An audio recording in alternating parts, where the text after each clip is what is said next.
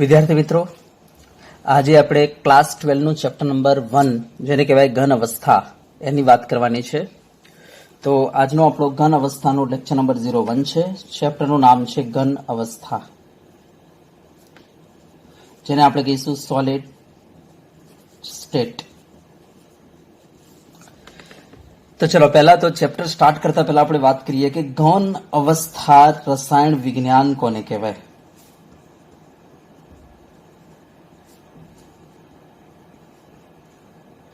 Solid state chemistry કોને કહેવાય?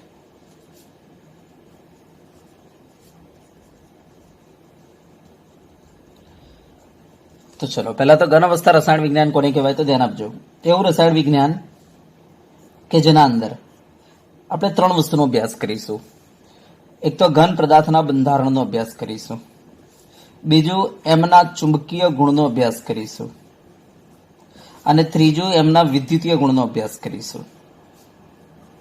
Yes, બરાબર. તો રસાયણ વિજ્ઞાનની એવી શાખા કે જેના અંદર પદાર્થના બંધારણનો, એમના ચુંબકીય ગુણનો અને વિદ્યુતીય ગુણનો અભ્યાસ કરવામાં આવે છે. એવા રસાયણ વિજ્ઞાનને આપણે કહીશું ઘન અવસ્થા રસાયણ વિજ્ઞાન કહી દઈશું. ચલો બરાબર. તો ઘન અવસ્થા રસાયણ વિજ્ઞાન કોને કહેવાય? તો આપણે કહીશું રસાયણ વિજ્ઞાનની એવી શાખા કે જેના અંદર આપણે ઘન પદાર્થના બંધારણનો અભ્યાસ કરીશું અને એમના ગુણધર્મોનો અભ્યાસ કરીશું, ચુંબકીય ગુણ અને વિદ્યુતીય ગુણ, આવા ગુણધર્મોનો અભ્યાસ કરીશું. રસાયણ વિજ્ઞાનની આવી શાખાને આપણે શું કહીશું? ઘન અવસ્થા રસાયણ વિજ્ઞાન કહી દઈશું. ઓકે, તો ચલો હું લખી દઉં પહેલા વ્યાખ્યા.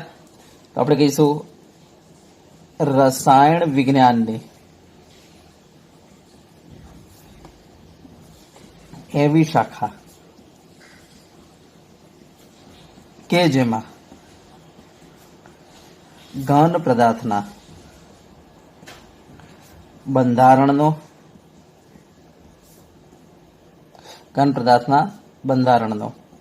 અને ગુણધર્મોનો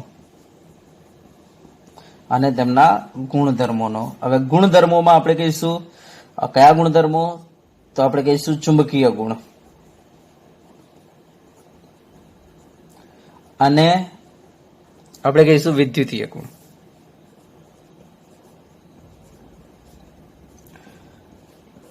નો અભ્યાસ કરવામાં આવે છે. નો અભ્યાસ કરવામાં આવે છે એવા રસાયણ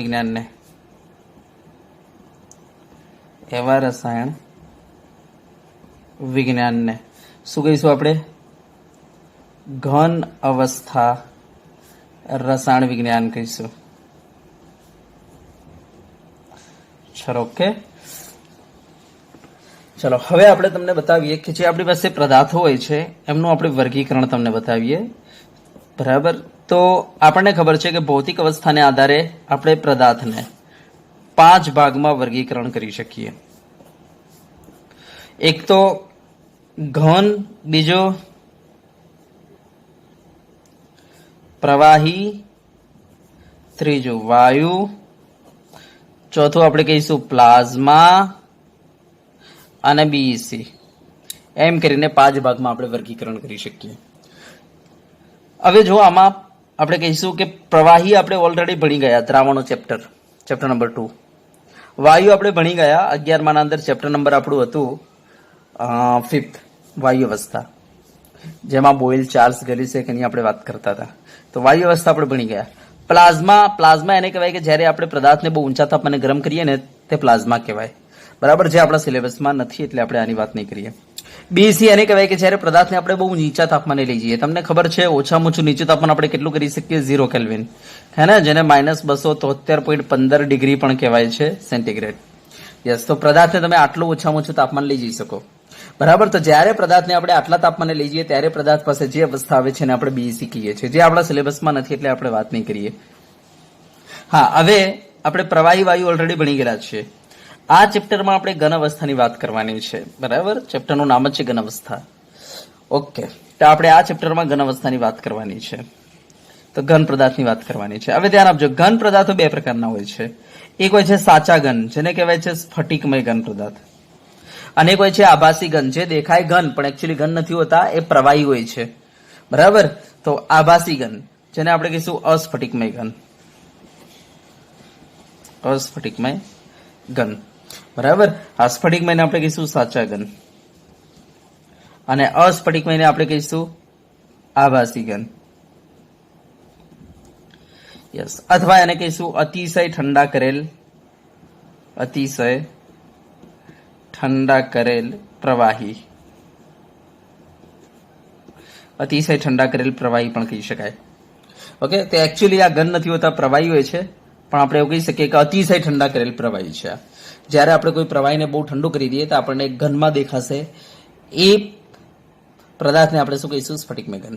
તો એકચ્યુઅલી એક ઘન પદાર્થ નથી, પણ પ્રવાહી છે, પણ અતિશય ઠંડો કરેલ પ્રવાહી, એને કહેવાય અસ્ફટિકમય.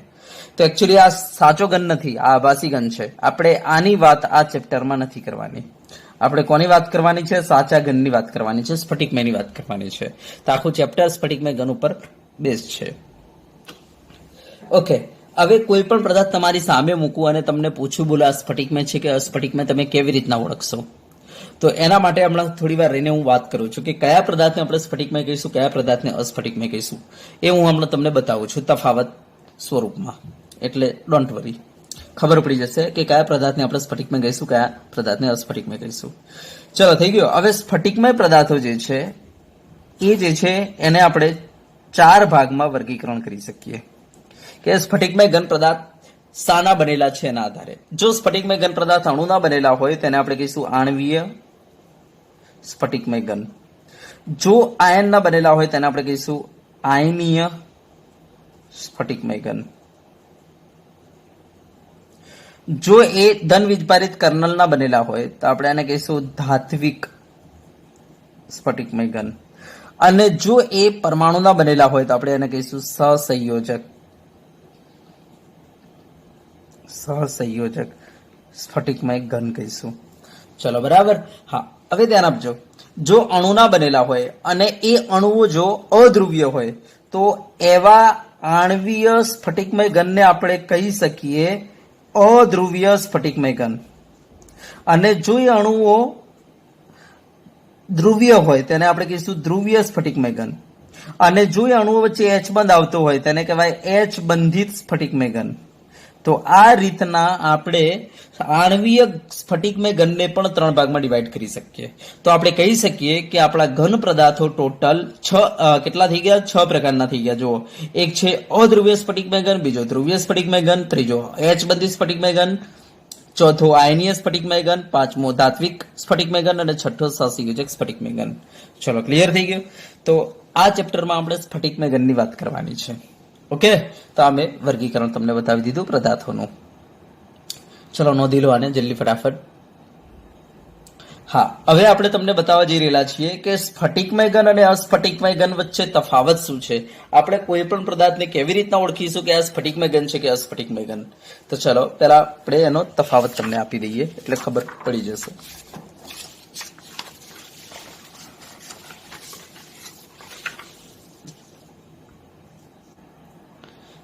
તો ચલો, હવે આપણે સ્ફટિકમય અને અસ્ફટિકમય વચ્ચેનો તફાવત તમને બતાવીએ.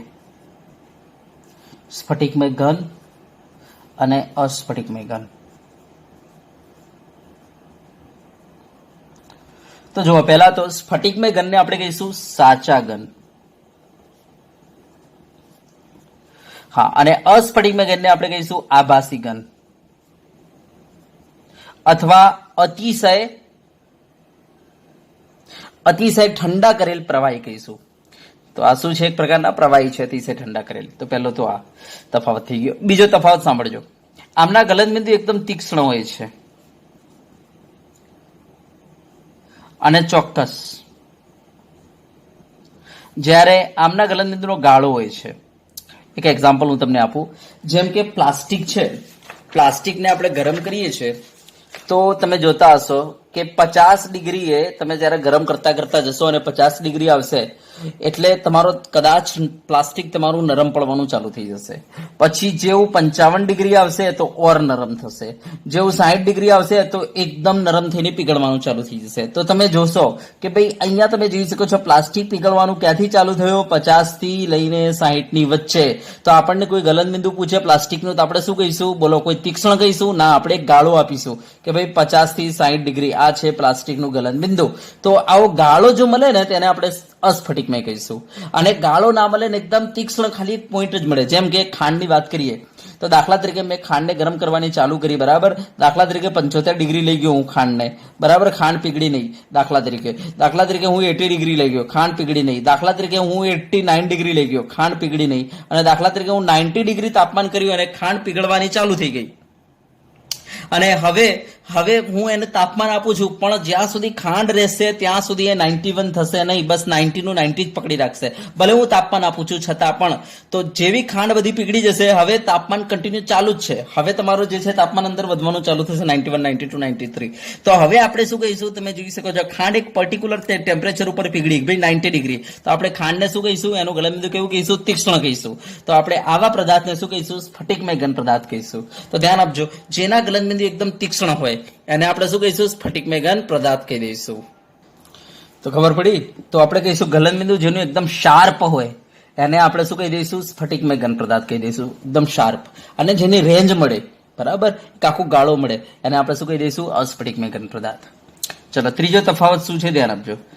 જેની ગલન એન્થાલ્પી એટલે પીગળવા માટે આપવી પડતી ઉષ્મા, બરાબર, એ એકદમ ચોક્કસ હોય તો એને આપણે સ્ફટિકમય કહીશું.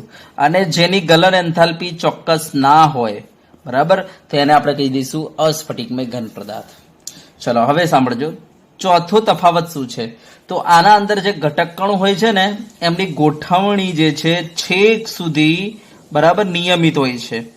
ઘટક કણોની ગોઠવણી છેક સુધી નિયમિત હોય છે. તો આપણે કહી દઈએ કે ભાઈ આમાં ઘટક કણો જે છે લાંબા ગાળા સુધી નિયમિત રીતે ગોઠવાયેલા છે, જ્યારે અહીંયા ઘટક કણો જે છે લાંબા ગાળા સુધી નિયમિત હોતા નથી, ગમે તેમ ગોઠવાયેલા હોય છે ઘટક કણો, બરાબર, લાંબા ગાળા સુધી નિયમિત હોતા નથી. તો આમાં ઘટક કણોની ગોઠવણી નિયમિત હોતી નથી. તો આ ચોથો પોઈન્ટ થઈ ગયો, બરાબર. પાંચમો પોઈન્ટ ધ્યાન આપજો.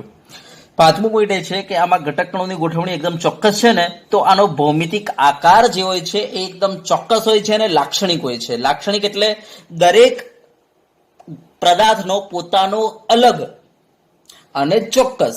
દાખલા તરીકે હું તમને વાત કરું ખાંડ, તો ખાંડના સ્ફટિક જે છે આવા ઘન હોય છે, આ ટાઈપના, બરાબર. બધા સ્ફટિક આ રીતના હોય છે. દાખલા તરીકે તમે ખાંડને પાણીમાં ઓગાળી દીધી, ધ્યાન આપજો, ખાંડને તમે પાણીમાં ઓગાળી દીધી, આ ખાંડને તમે પાણીમાં ઓગાળી દીધી, બરાબર, ખાંડ લઈને. અને આને ઓગાળ્યા પછી દાખલા તરીકે તમે ખાંડને પાણીમાં નાખીને બરાબર ગરમ કરી, એટલે ખાંડ તમારી ઓગળી ગઈ. ઓગળ્યા પછી તમે એક કામ કરજો, આ જે પાણી છે તમારું ખાંડ વાળું, એ પાણીને તમે ઠંડુ કરજો. તમે ઠંડુ કરશો ને એટલે શું થશે? અંદર ઓગળેલી ખાંડ જે છે તરત જ ધીરે ધીરે જેવું પાણી ઠંડુ થશે એટલે ફૂટશે અંદરથી. અને આ જે તમારી ખાંડ ફૂટશે ને એ કયા શેપમાં ફૂટશે? તો આપણે કહીશું ક્યુબ. તો બધી ખાંડ તમારી ક્યુબમાં ફૂટશે, આમ ઘનના અંદર, ઘન જેવા. એના કણો કેવા આકાર ધારણ કરશે? ઘન જેવા, બરાબર. તો આપણે કહીશું કે ભાઈ એના સ્ફટિકનો આકાર કેવો હોય છે? એકદમ ચોક્કસ હોય છે. જ્યારે તમે કામ કરજો, તમે માલ્ટોજ સાંભળેલું છે ને નામ, માલ્ટોજ, યસ, એને પાણીમાં ઓગાળી દેજો, બરાબર, ગરમ કરીને ઓગાળજો થોડું વધારે, બરાબર. ઓગળી ગયું પછી હવે એને ઠંડુ કરજો. ઠંડુ કરીને તમે જોશો ને તો એ માલ્ટોજ જે છે એ જે છે ને આવા નીડલ શેપમાં, આ ટાઈપના એના જે ઘટક કણો હશે, એના જે સ્ફટિકો હશે ને આ ટાઈપના નીડલના અંદર, આ ટાઈપ નીડલ જેવા ફટિક, એના સ્ફટિકો નીડલ જેવા આકારે અંદરથી તમને ફૂટતા જોવા મળશે. તો જો તમે જોઈ શકો છો બધાનો આકાર સેમ છે. ભાઈ બધા માલ્ટોજના આપણે કહી દઈએ કે ભાઈ સ્ફટિકોનો આકાર કેવો છે? એકદમ સેમ. અને લાક્ષણિક એટલે ભાઈ માલ્ટોજ આ જ આકારે, જ્યારે ખાંડ જે છે ઘન આકારે, માલ્ટોજ જે છે નીડલ આકારે, જ્યારે ખાંડ જે છે ઘન આકારે, સ્ફટિક આપણે કહી શકીએ ફૂટે છે, એના સ્ફટિકો એ ચોક્કસ આકારે હોય છે. તો આપણે કહી શકીએ કે દરેક સ્ફટિક જે છે મીન્સ ઘન પદાર્થ જે છે, બરાબર, જે ઘન પદાર્થના સ્ફટિકો જે છે એ ચોક્કસ આકારમાં હશે અને આપણે કહી દઈએ ચોક્કસ આકારમાં હશે તો આપણે એને શું કહી દઈશું? સ્ફટિકમય ઘન. તો ધ્યાન આપજો, સ્ફટિકમય ઘનના જે સ્ફટિકો હોય છે, સ્ફટિકમય ઘનના આપણે કહી દઈએ કે જે સ્ફટિકો હોય છે ચોક્કસ આકાર અને લાક્ષણિક આકારમાં હોય છે. માટે આપણે કહી દઈએ કે ભાઈ આ નિયમિત આકાર અને લાક્ષણિક આકાર હોય છે. તો આના આપણે કહી દઈએ કે ભાઈ આનો ભૌમિતિક આકાર કેવો હોય છે? નિયમિત અને લાક્ષણિક હોય છે. તો ભૌમિતિક આકાર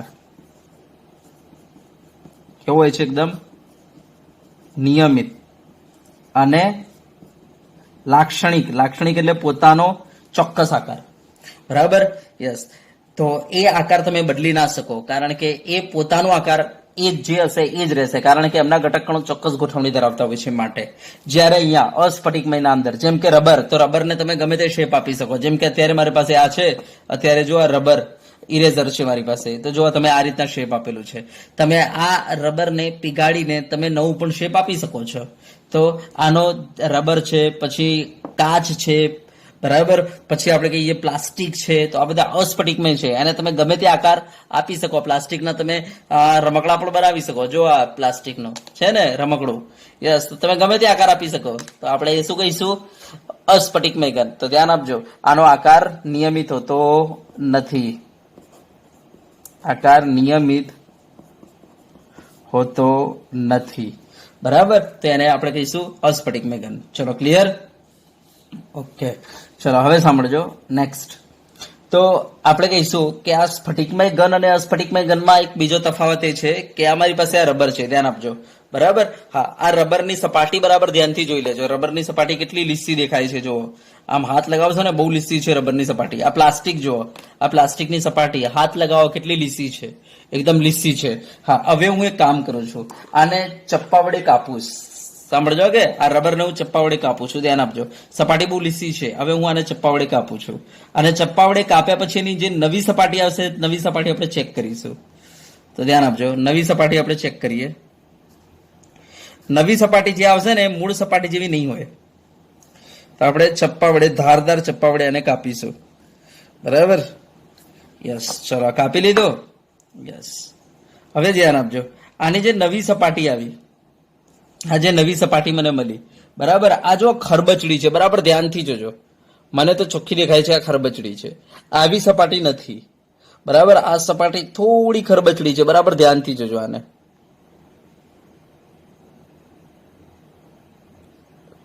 થોડી ખરબચડી સપાટી છે. જોયું ને? સપાટી દેખાય છે ને, અંદર હોલ હોલ. યસ, સપાટી કેવી છે? એકદમ ખરબચડી છે. ઓકે, સપાટી કેવી છે? જો ખરબચડી. જ્યારે આ સપાટી, બરાબર ધ્યાનથી જોજો, કેટલી લીસી છે ને? લીસી.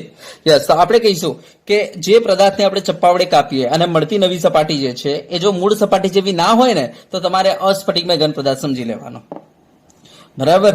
યસ, એને આપણે શું કહીશું? અસ્ફટિકમય ઘન પદાર્થ. જેમ કે આ પ્લાસ્ટિક છે આપણી પાસે, આ કેટલું લીસું છે. જો હું આને ચપ્પા વડે કાપીશ ને, અને મને જે નવી સપાટી મળશે ને, એ નવી સપાટી આવી લીસી નહીં હોય, ખરબચડી હશે. બરાબર? એવી નવી સપાટી જે છે આવી લીસી નહીં હોય, ખરબચડી હશે. તો આપણે કહીશું કે અસ્ફટિકમય ઘન પદાર્થ કોને કહીશું? તો જેને આપણે ચપ્પા વડે કાપીએ અને જે નવી સપાટી મળે, એ જો મૂળ સપાટી જેવી ના હોય, તેને આપણે અસ્ફટિકમય ઘન પદાર્થ કહીશું. અને સ્ફટિકમય ઘન પદાર્થ કોને કહીશું? આપણે જો ચપ્પા વડે કાપીએ અને નવી સપાટી મળે, એ મૂળ સપાટી જેવી હોય, તો આપણે એને સ્ફટિકમય ઘન પદાર્થ કહીશું. જેમ કે અત્યારે જો અમારી પાસે આ એક છે, એમ સમજો કે મારી પાસે એક પદાર્થ છે, એમ સમજીને ચાલો. બરાબર? મારી પાસે એક પદાર્થ છે. ઓકે, ચલો હવે સાંભળજો. હવે હું આને આ રીતના કાપું છું. ધ્યાન આપજો, વચ્ચેથી. દાખલા તરીકે મેં આ કાપ્યા વચ્ચેથી, આ બંને અલગ થઈ ગયા. બરાબર? હા, હવે આપણે કહીશું કે અહીંયા જે આપણને સપાટી મળી છે, ધ્યાન આપજો, આ જે સપાટી મળી, નવી સપાટી, તમે જોઈ શકો છો, આ સપાટી જે છે કોના જેવી છે? તો આપણે કહીશું એની અગાઉની જે સપાટી હતી, આ જે સપાટી હતી, જો આ સપાટી જેવી જ સપાટી છે. તો આપણે કહીશું કે જેને આપણે ચપ્પા વડે કાપીએ અને મળતી નવી સપાટી જે છે, આ જે નવી સપાટી છે, મળતી નવી સપાટી, આ મળતી નવી સપાટી જે છે આપણી, જો મૂળ સપાટી જેવી હોય, મૂળ સપાટી જેવી હોય, તો આવા પદાર્થને આપણે શું કહીશું? સ્ફટિકમય ઘન પદાર્થ કહીશું. બરાબર? તો અત્યારે આ મારી પાસે એક પદાર્થ હતો, મેં વચ્ચેથી આને કાપી દીધો, આ રીતના અલગ કરી દીધો, તો મને જે આ નવી સપાટી મળી, આ બધી નવી સપાટી મળી, એ સપાટી જે છે મારી આ સપાટી જેવી જ છે. તો આપણે શું કહી દઈશું? આવા પદાર્થને સ્ફટિકમય ઘન પદાર્થ કહી દઈશું. ચલો ક્લિયર. તો આપણે કહી દઈએ અહીંયા, બરાબર. તો ચપ્પા વડે કાપતા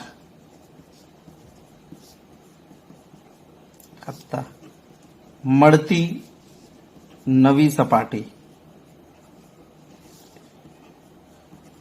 મૂળ સપાટી જેવી હોય તો, બરાબર. જેવી હોય છે સ્ફટિકમયમાં, જેવી હોય છે, બરાબર. અહીંયા અસ્ફટિકમયમાં મળતી નવી સપાટી જે છે તમે જોઈ શકો છો આ રબરના અંદર. બોલો, મૂળ સપાટી જેવી આવી? ના, નથી આવી ને મૂળ સપાટી જેવી? યસ, નથી આવી. તો મળતી નવી સપાટી મૂળ સપાટી જેવી ના હોય તો આપણે એને શું કહીશું? અસ્ફટિકમય ઘન પદાર્થ. તો ચપ્પા વડે કાપતા મળતી નવી સપાટી મૂળ સપાટી જેવી હોતી નથી. દાખલા તરીકે કાચ, તમારા ઘરે જે પેલો કાચ લાગેલો હોય ને બારીમાં, એ તમે જોજો કેટલો લીસો હોય છે. અને હવે એને તમે જોજો, પેલો કારીગર જયારે કટરથી કાપશે ને અને જે નવી સપાટી મળશે ને તમે એને હાથ લગાવજો, જોજો કેટલી ખરબચડી હોય છે સપાટી. તો આપણે કહીશું કાચ શું છે? અસ્ફટિકમય ઘન, કારણ કે મળતી નવી સપાટી જે છે મૂળ સપાટી જેવી હોતી નથી એટલા માટે. ચલો ક્લિયર છે. તો આ રીતના આપણે ઓળખી શકીએ. હા, બીજી વસ્તુ, સ્ફટિકમય ઘન પદાર્થ જે છે એના પાસે એન આઇસોટ્રોપીનો ગુણ છે. એન આઇસોટ્રોપી, બરાબર, ધ્યાનથી જોજો. એન આઇસોટ્રોપી જેને કહેવાય વિષમ દેશિક ગુણ. શું કહીશું? વિષમ દેશિક ગુણ. ધ્યાન આપજો.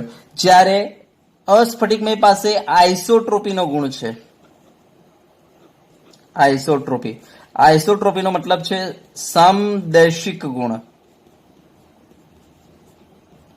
સમદેશિક ગુણ છે. હવે પહેલા તો વિષમદેશિક ગુણનો મતલબ શું છે તો ધ્યાન આપજો. આપણા સ્ફટિકમય ઘન પદાર્થ પાસે વિષમદેશિક ગુણ છે. તો વિષમદેશિક ગુણનો મતલબ એવો છે કે સ્ફટિકમય ઘન પદાર્થના અંદર આપણને ખબર છે ઘટક કણો કેવી ગોઠવણી ધરાવતા હોય છે? એકદમ નિયમિત, બરાબર. જેમ કે મારી પાસે એમ સમજજો ને, જેમ કે જો સાંભળજો, આ રીતના કે ભાઈ a plus B minus, a plus B minus. ધ્યાન આપજો. તો a પ્લસ ની નીચે દાખલા તરીકે બી માઇનસ, આ a પ્લસ, આ બી માઇનસ, આ a પ્લસ. દાખલા તરીકે બી માઇનસ ની નીચે આ a પ્લસ, તો a પ્લસ ની નીચે બી માઇનસ, બી માઇનસ ની નીચે a પ્લસ ની નીચે બી માઇનસ. તો જો આ નિયમિત ગોઠવણી છે કે ભાઈ એ બી ટાઈપની ગોઠવણી છે, બરાબર. તો ધ્યાન આપજો. હવે આવા પદાર્થમાં દાખલા તરીકે હું અહીંયાથી પ્રકાશ પસાર કરું, બરાબર, અહીંયાથી પ્રકાશ પસાર કરું અને વક્રી ભવનાંક કાઢું, તો બોલો વક્રી ભવનાંક સેમ આવશે? ના, અલગ અલગ આવશે. કેમ? કારણ કે જયારે અહીંયાથી પસાર કરીશ ત્યારે પ્રકાશને કોણ ટકરાશે? બી ઘટક કણો. અહીંયાથી પસાર કરીશ તો પ્રકાશને કોણ ટકરાશે? એ ઘટક કણો. જો અહીંયાથી પસાર કરીશ પ્રકાશને તો બોલો કોણ ટકરાશે પ્રકાશને? એ બી ઘટક કણો. તો જો આ બધી અલગ અલગ દિશામાં જે ઘટક કણો પ્રકાશને ટકરાઈ રહેલા છે અલગ અલગ છે, જેના કારણે પ્રકાશનું જે વક્રીભવન આવશે એ કેવું આવશે? અલગ અલગ આવશે, બરાબર. તો ધ્યાન આપજો. તો આપણે કહી દઈએ કે ભાઈ ભૌતિક ગુણધર્મો જેવા કે વક્રીભવનાંક અલગ અલગ દિશામાં કેવા હોય છે? અલગ અલગ. કયા કેસમાં? સ્ફટિકમય ઘન પદાર્થના કેસમાં. યસ, આ ગુણને કહેવાય છે એન આઇસોટ્રોપી, વિષમ દેશિક ગુણ. અલગ અલગ દિશામાં ભૌતિક ગુણધર્મો વિષમ, અલગ અલગ, બરાબર. તો ધ્યાન આપજો. ભૌતિક ગુણધર્મો જેવા કે યાંત્રિક સામર્થ્ય એટલે કે મજબૂતાઈ, અલગ અલગ દિશામાં અલગ અલગ. પછી આપણે કહી દઈએ કે વક્રી ભવનાંક, પછી વિદ્યુત વાહકતા, ઉષ્મીય વાહકતા જેવા ભૌતિક ગુણધર્મો અલગ અલગ દિશામાં કેવા જોવા મળશે? અલગ અલગ. તો આપણે એવા પદાર્થને શું કહી દઈશું? સ્ફટિકમય ઘન પદાર્થ. અને બરાબર, આ ગુણને કહેવાય એનાઇસોટ્રોપીનો. અને અસ્ફટિકમયમાં કેવું હોય છે? ઘટક કણો આ રીતના ગમે તેમ ગોઠવાયેલા હોય છે, જેના કારણે તમે વક્રી ભવનાંક અહીંયાથી કાઢો, અહીંયાથી કાઢો, આ બાજુથી કાઢો, ગમે ત્યાંથી કાઢો, વક્રી ભવનાંક કેવો આવશે? તમારે ફિક્સ આવશે, સમાન આવશે. માટે સમાન મીન્સ ભૌતિક ગુણધર્મો તમારા સમાન આવ્યા, જેના કારણે આ ગુણને આપણે શું કહીશું? તો બધી જ દિશામાં કેવા? સમાન. માટે આપણે આને શું કહીશું? આઇસોટ્રોપી કહીશું. ચલો ક્લિયર થઈ ગયું, બરાબર. તો આપણે કહીશું સ્ફટિકમય ઘન પદાર્થ પાસે કયો ગુણ છે? એનાઇસોટ્રોપીનો. જ્યારે અસ્ફટિકમય ઘન પદાર્થ પાસે કયો ગુણ છે? આઇસોટ્રોપીનો. ચલો ઓકે. હા, હવે નેક્સ્ટ સાંભળજો કે જ્યારે ઘનીકરણ થતું હોય એ વખતે, ઘનીકરણ થાય ત્યારે જો તાપમાન અચળ આવે ને તો એને આપણે સ્ફટિકમય કહી દઈશું, અને તાપમાન અચળ ના આવે, બરાબર, તાપમાન બદલાતું રહે તો આપણે એને અસ્ફટિકમય ઘન પદાર્થ કહીશું. તો ઘનીકરણ થાય ત્યારે અહીંયા તાપમાન કેવું રહે છે? અચળ. તો તો આપણે એને શું કહીશું? સ્ફટિકમય ઘન પદાર્થ. અને ઘનીકરણ થાય ત્યારે, ઘનીકરણ થાય ત્યારે તાપમાન અચળ રહે નહીં, અચળ ન રહે તો આપણે એને શું કહીશું? અસ્ફટિકમય ઘન પદાર્થ. હવે આનો મતલબ સમજો, આનો મતલબ સમજો કે આનો અર્થ એવો છે કે દાખલા તરીકે આપણે વાત કરીએ, સાંભળજો કે આનો મતલબ, આનો અર્થ આવો છે કે દાખલા તરીકે હું એક કામ કરું છું, એક પાત્રમાં મેં પાણી ભરી લીધું અને આના અંદર મેં ખાંડ નાખી દીધી. ચલો, ખાંડ નાખી દીધી અને આને હવે ગરમ કરવાનું મેં ચાલુ કર્યું. બરાબર, તો ખાંડ બધી ઓગળી ગઈ. હવે હું એક કામ કરું છું, આ પાત્રને હવે હું ઠંડુ કરું છું. બરાબર, તો અંદર જે ઓગળેલ ખાંડ છે હવે ધીરે ધીરે શું થશે? પાત્ર ઠંડુ થવાને કારણે અદ્રાવ્ય થશે. એનો મતલબ એ ફૂટીને બહાર આવશે, તમારી જે ઓગળેલ ખાંડ છે તે. બરાબર, તો સાંભળજો, હવે થશે શું? દાખલા તરીકે 10 વાગે મેં આ પાત્રને ઠંડુ કરવા મૂકી દીધું. દાખલા તરીકે 10:30 થયા. બરાબર, 10:30 મને ખબર પડી કે આના અંદર ખાંડના કણો જે છે હવે ફૂટવાના ચાલુ થઈ ગયા. મેં અહીંયા થર્મોમીટર મૂકેલું હતું, તો 10 થી 10:30 સુધી જે છે આનું તાપમાન ઘટતું તમને થર્મોમીટરમાં જોવા મળશે. પણ જેવા ખાંડના કણો 10:30 અંદર ફૂટવાના ચાલુ થઈ ગયા, હવે તમે જોશો ને તો આનું તાપમાન ફિક્સ હશે. હવે તમને આનું તાપમાન જે છે ઘટતું જોવા મળશે નહીં. બરાબર, તો આના અંદર ખાંડના કણો હવે ફૂટવાના ચાલુ થઈ ગયા. યસ, તો જ્યાં આપણે કહીશું 10:30 થી ફૂટવાના ચાલુ થઈ ગયા, 10:40 સુધી બધા ખાંડના કણો અંદરથી અદ્રાવ્ય થઈ ગયા, એટલે મતલબ બધા ફૂટી ગયા. તો આપણે કહીશું 10:30 થી લઈને 10:40 સુધી બધા જ ખાંડના કણોનું ઘનીકરણ થઈ ગયું. ત્યાં સુધી તમે જોશો ને થર્મોમીટરમાં તાપમાન તમને અચળ જોવા મળશે. અને પછી 10:40 પછી તમે જોશો ને તો પાછું થર્મોમીટરનું તાપમાન જે છે તમને ઘટતું જોવા મળશે. તો આપણે કહીશું કે ઘનીકરણ થયું ત્યાં સુધી તાપમાન કેવું રહ્યું? ઘનીકરણ થાય ત્યાં સુધી તાપમાન અચળ રહ્યું. તો આવા પદાર્થને આપણે શું કહીશું? સ્ફટિકમય ઘન પદાર્થ. બરાબર, હવે પ્લાસ્ટિકની આપણે વાત કરીએ. દાખલા તરીકે મેં અહીંયા પ્લાસ્ટિક લઈ લીધું છે અને પ્લાસ્ટિકને બરાબર મેં ગરમ કરી દીધું. બરાબર, અને પીગાડી દીધું. ચલો, હવે હું આ પાત્રને ઠંડુ કરવા મૂકી દઉં છું. તો 10 વાગે તમે પ્લાસ્ટિકને ઠંડુ કરવા મૂકી દીધું. હવે તમે 10:30 થઈ તો તમને ખબર પડી કે પ્લાસ્ટિક અંદર ઘન થવાનું ચાલુ થયું. બરાબર, તમે થર્મોમીટર મૂકેલો છે. હા, 10:40 સુધીમાં પ્લાસ્ટિક બધું ઘન થઈ ગયું. હવે ત્યાં સુધી તમે જોશો ને તો આ થર્મોમીટરનું જે તાપમાન છે તમને અહીંયા આ ગાળા દરમિયાન જે ઘનીકરણ થયું એ ગાળા દરમિયાન તમને થર્મોમીટરનું તાપમાન આ કેસમાં અચળ જોવા મળશે નહીં, ધીરે ધીરે ઘટતું જ જોવા મળશે તમને આ કેસમાં. બરાબર, માટે આપણે શું કહીશું કે આ કેસમાં બરાબર તમારું તાપમાન અચળ રહેતું નથી. તો આવા પદાર્થને આપણે શું કહીશું? અસ્ફટિકમય. તો ધ્યાન આપજો, અસ્ફટિકમયના અંદર ઘનીકરણ દરમિયાન તાપમાન અચળ રહેતું નથી. માટે આપણે લખેલું છે કે ભાઈ સ્ફટિકમય ઘનના અંદર, સ્ફટિકમય ઘનમાં ઘનીકરણ થાય ત્યારે તાપમાન અચળ રહે છે. બરાબર, માટે આપણે કહી શકીએ કે અહીંયા જો આપણે તાપમાન વિરુદ્ધ સમયનો આપણે આલેખ દોરીએ તો આપણને આલેખ કંઈક આવો મળશે. ધ્યાન આપજો, આપણને આલેખ વક્ર નહીં મળે, આ રીતના મળશે આપણને આલેખ. બરાબર, આ આપણને બતાવશે જેમ જેમ સમય વધશે એમ જો પહેલા તાપમાન ઘટતું જોવા મળ્યું. પછી જ્યારે ઘનીકરણ થયું એટલે તાપમાન છેક સુધી, ભલે 10:30 થી 10:40 સુધી તાપમાન તમારું અચળ, અને પછી જેવું ઘનીકરણ પૂરું થઈ ગયું એટલે પછી પાછું તાપમાન જેમ જેમ સમય આગળ વધે એમ તાપમાન ઘટવાનું ચાલુ થઈ ગયું. તો આ જે ભાગ છે બરાબર, આ ભાગને આપણે શું કહીશું? ઘનીકરણ. તો આ ઘનીકરણ દર્શાવતો ભાગ છે. તો આપણે કહી દઈએ કે તાપમાન વિરુદ્ધ સમયનો આલેખ જે છે વક્ર મળતો નથી આના અંદર. જ્યારે અહીંયા જો તાપમાન વિરુદ્ધ સમયનો આલેખ કેવો મળે છે? તાપમાન વિરુદ્ધ સમયનો આલેખ અહીંયા તમે જોશો ને તો તમને આ ટાઈપનો આલેખ મળશે. દાખલા તરીકે પહેલા શરૂઆતમાં તમે જોશો ને તો તમારું તાપમાન તમને ઘટતું જોવા મળશે. દાખલા તરીકે 10:30 અહીંયા 10:30 થઈ સમયમાં. બરાબર, પછી તમે જોશો કે ઘનીકરણ ચાલુ થયું આ સમયે, તો આપણે તમને તાપમાન ઘટતું જોવા મળશે. દાખલા તરીકે અહીંયા ઘનીકરણ પૂરું થઈ ગયું, ઘન બની ગયો, એના પછી એ તાપમાન તમારું ઘટતું જોવા મળશે. તો કહેવાનો મતલબ કે આ ઘનીકરણ દરમિયાન તમારું તાપમાન અચળ રહેતું નથી, વક્ર મળે છે. બરાબર, તાપમાન અચળ રહેતું નથી, તમને વક્ર મળે છે. તો આપણે કહી દઈએ કે ભાઈ અહીંયા તાપમાન વિરુદ્ધ સમયનો આલેખ તમે દોરશો તો અહીંયા વક્ર મળશે, જ્યારે અહીંયા તાપમાન વિરુદ્ધ સમયનો આલેખ તમે દોરશો તો વક્ર મળશે નહીં. તો ચલો, ક્લિયર થઈ ગયું. તો સ્ફટિકમય ઘન પદાર્થના અંદર ઘનીકરણ દરમિયાન તાપમાન અચળ રહે છે, જ્યારે અસ્ફટિકમય ઘન પદાર્થમાં ઘનીકરણ દરમિયાન તાપમાન અચળ રહેતું નથી. ચલો, ઓકે, ખબર પડી ગઈ? ઓકે, ચલો હવે આપણે આના ઉદાહરણ તમને આપી દઈએ. જો સ્ફટિકમય ઘન પદાર્થનું ઉદાહરણ શું છે? તો આપણે કહીશું NaCl, પછી આપણે કહીશું ખાંડ, સુક્રોઝ. બરાબર, આપણે કહી શકીએ. ઓકે, પછી ધાતુઓ વગેરે. જ્યારે અસ્ફટિકમય ઘન પદાર્થમાં આપણે ઉદાહરણ લખીએ તો કાચ, પ્લાસ્ટિક, રબર વગેરે. બરાબર. તો સ્ફટિકમયમાં કયા આવે? NaCl, ખાંડ, ધાતુઓ, નેપ્થેલિન વગેરે. જ્યારે અસ્ફટિકમયમાં કાચ, પ્લાસ્ટિક, રબર વગેરે. ચલો ક્લિયર થઈ ગયું. તો સ્ફટિકમયમાં તફાવત ખબર પડી ગઈ. ઓકે, જોઈ લો 9 મુદ્દાઓ છે. જો આ 3, 3, 6, 3, 9 મુદ્દાઓ તમને ખબર હોવા જોઈએ. ચલો ક્લિયર થઈ ગયું. હા, હવે આપણો મેન ફોકસ કોના પર રહેશે? સ્ફટિકમય ઘન ઉપર. હવે આપણે અસ્ફટિકમય ઘનની વાત નહીં કરીશું, આપણે સ્ફટિકમય ઘનની વાત કરીશું. તો હવે સ્ફટિકમય ઘન પદાર્થો આપણને ખબર છે 4 પ્રકારના છે. જેના અંદર ઘટક કણો અણુઓ હોય એને કહેવાય આણ્વીય ઘન, આણ્વીય સ્ફટિકમય ઘન. જેના અંદર ઘટક કણો આયનો હોય એને કહેવાય આયનીય સ્ફટિકમય ઘન. જેના અંદર ઘટક કણો જે છે તમારા ધન વીજભારિત કર્નલ હોય એને આપણે કહીશું ધાત્વિક ઘન.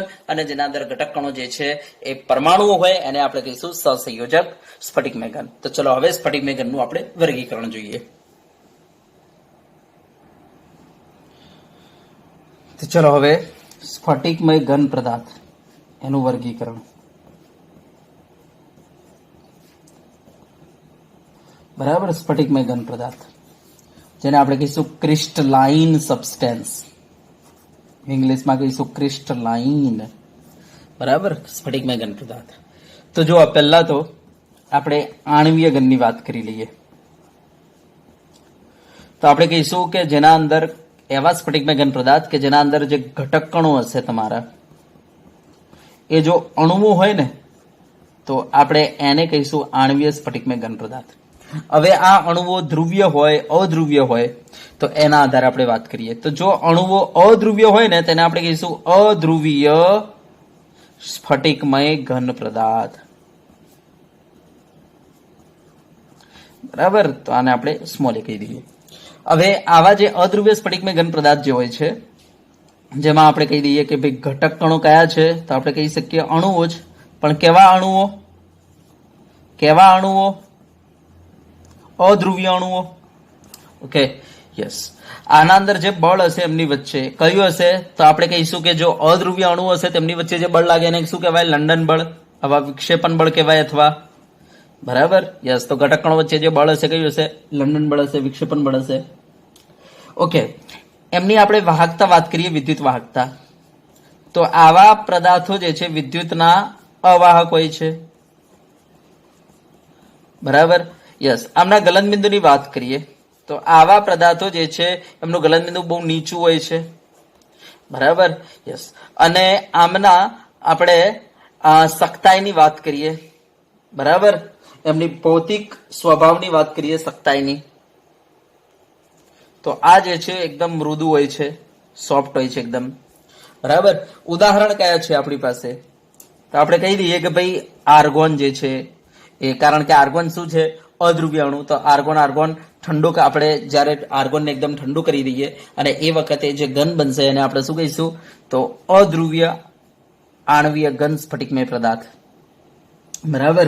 પછી આપણે કહીએ આયોડિન. તો આયોડિન જે છે શાનો બનેલો છે? તો આયોડિનના અણુઓનો બનેલો છે.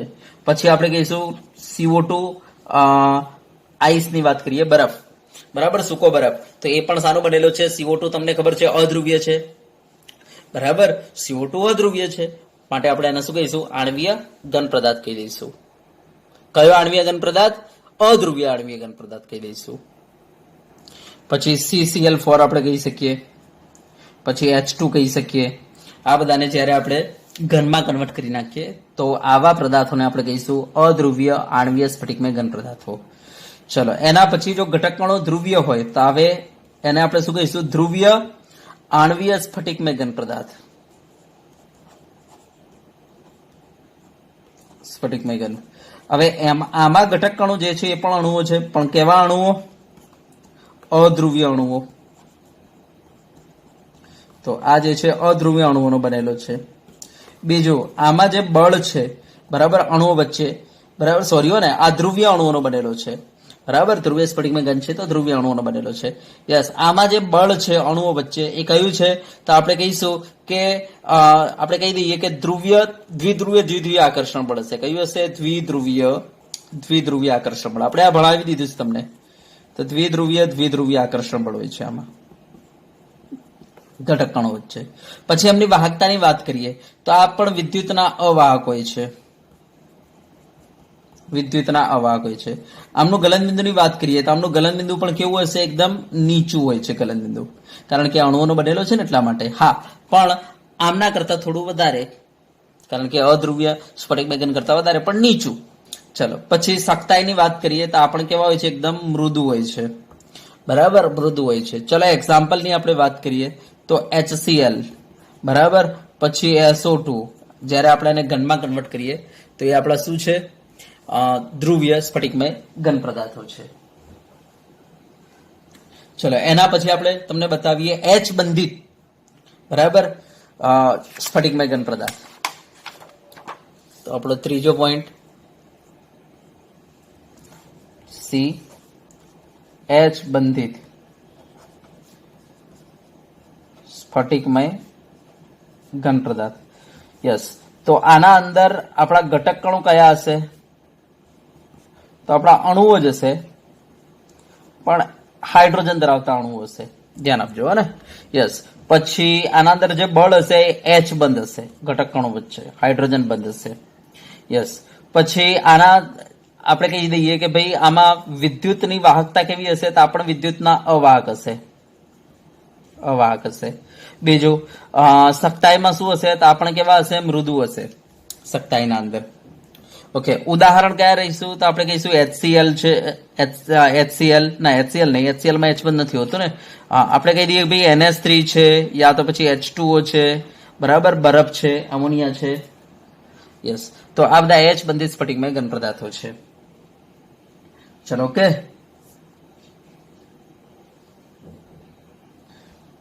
ચલો હવે હા, ને ગલન બિંદુ આપણે લખી શકીએ આમના પણ નીચા હોય છે ગલન બિંદુ. તો આ થઈ ગયા આણ્વીય ઘન પદાર્થો, 3 પ્રકારના. એક છે અધ્રુવીય આણ્વીય ઘન, બીજું ધ્રુવીય આણ્વીય ઘન, અને ત્રીજું H બંધિત, બરાબર, આણ્વીય ઘન પદાર્થો. ચલો એના પછી હવે આપણે વાત કરીએ આપણા બીજા નંબરનો આયનીય ઘન. તો જેમાં ઘટક કણો જે છે આયનો હોય એને આપણે કહીશું આયનીય ઘન. જેમ કે Na+Cl-, Na+Cl-, બરાબર, અહીંયા Cl-, અહીંયા Na+, અહીંયા Cl-, અહીંયા Na+, પછી અહીંયા Na+, અહીંયા Cl-, અહીંયા Na+, અહીંયા Cl-. તો આ રીતના ઘટક કણો આયનો હોય તો આપણે એને શું કહીશું? આયનીય ઘન પદાર્થો કહીશું. ચલો, ઓકે. હવે એમના વચ્ચે જે બળ હોય છે એ કયો હોય છે? તો આયનીય બંધ હોય છે. આયનીય બંધને આપણે કુલંબિક બળ પણ કહીએ છીએ, અથવા વિદ્યુત સહસંયોજક બંધ પણ કહીએ છીએ. તો કહેવાનો મતલબ કે આયનીય બંધ હોય છે.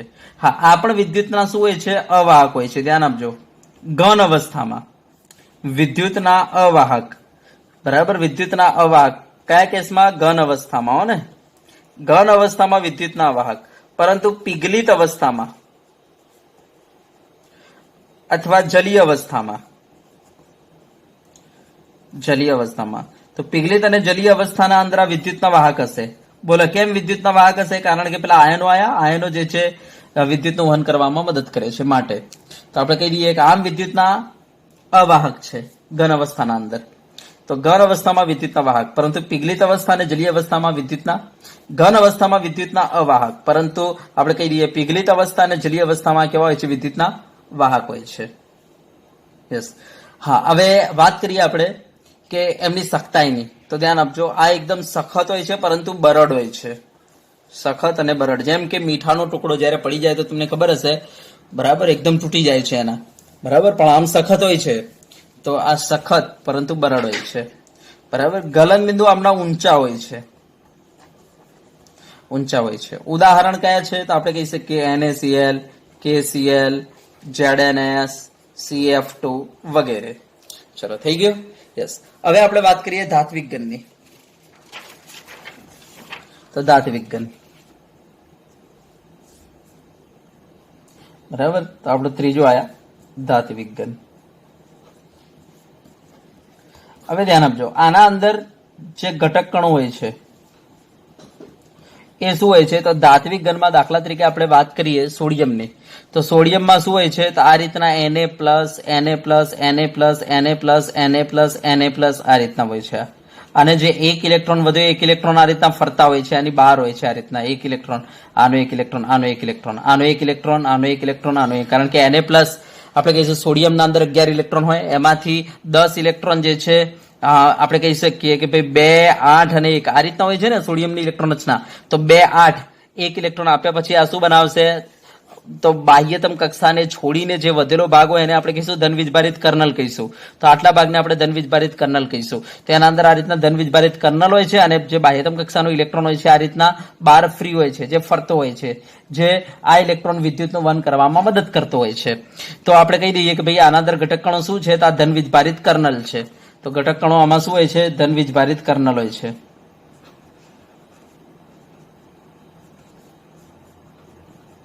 ઓકે, ચલો ઘટક કણો થઈ ગયું. હા, હવે આના અંદર જે બળ હોય છે બળને આપણે શું કહીશું? તો અહીંયા જે ઘટક કણો વચ્ચે જે ફોર્સ હોય છે એ કયું હોય છે? તો ધાત્વિક બંધ હોય છે. બરાબર. તો આ ઘટક કણો વચ્ચે આ પોઝિટિવને પકડી રાખવા માટે જે બળ હોય છે એને કહેવાય છે ધાત્વિક બંધ. ચલો ઓકે. પછી આમના વિદ્યુત વાહકતાની વાત કરી લઈએ તો આ વિદ્યુતના વાહક હોય છે. હા, સખ્તાઈની વાત કરીએ તો આ સખત હોય છે. બરાબર. અને આપણે વાત કરીએ ગલનબિંદુની, તો આમના ગલનબિંદુ બહુ ઊંચા હોય છે. અને ઉદાહરણ આપણે વાત કરીએ તો કોપર છે, ઝિંક છે વગેરે. ચલો થઈ ગયું. હવે છેલ્લો આપણે જોઈ લઈએ સહસંયોજક ઘન.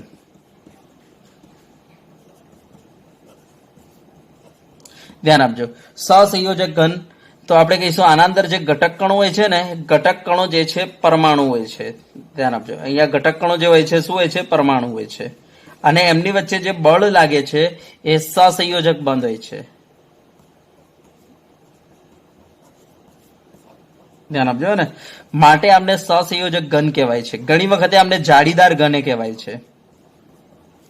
જાળીદાર સ્ફટિકમય ઘન પદાર્થ. બરાબર. હા, હવે આ વિદ્યુતના અવાહક હોય છે. ધ્યાન આપજો. શું હોય છે આ? તો વિદ્યુત અવાહક હોય છે. બરાબર. હા, ખાલી અપવાદ એક છે આપણી પાસે, ગ્રેફાઇટ. ગ્રેફાઇટ સહસંયોજક હોવા છતાંય વિદ્યુતનો વાહક છે. યસ. પછી આ સહસંયોજક બંધના કારણે આ બહુ સખત હોય છે. આમના ગલનબિંદુ કેવા હોય છે? ઊંચા હોય છે. હા, હવે અપવાદ એમાં શું છે? તો સખત તો છે બધા, પણ ગ્રેફાઇટને છોડીને. ગ્રેફાઇટ નરમ છે. બરાબર, મૃદુ છે આ. તો ગ્રેફાઇટને છોડીને. બરાબર, ગલનબિંદુ આમના ઊંચા હોય છે. હા, ઉદાહરણ આપણે લઈ લઈએ તો ડાયમંડ, હીરો. બરાબર. પછી ગ્રેફાઇટ. ગ્રેફાઇટ અપવાદ છે, ધ્યાન આપજો. ગ્રેફાઇટ મૃદુ છે આમ અને વિદ્યુતનો વાહક છે. પછી ક્વાર્ટઝ. બરાબર. પછી આપણે કહી દઈએ કે ભાઈ સિલિકોન કાર્બાઇડ, જેને કહેવાય કાર્બોરેન્ડમ. બરાબર. સિલિકોન કાર્બાઇડ જેને આપણે કહી દઈએ ભાઈ કાર્બોરેન્ડમ એ કહેવાય. તો આ બધા ઉદાહરણ થઈ ગયા. ચલો ઓકે. તો વિદ્યાર્થી મિત્રો, આ રીતના આપણે સ્ફટિકમય ઘન પદાર્થને 4 ભાગમાં વર્ગીકરણ કરી શકીએ. તો આજે આપણે આટલે સુધી રાખીશું. બરાબર.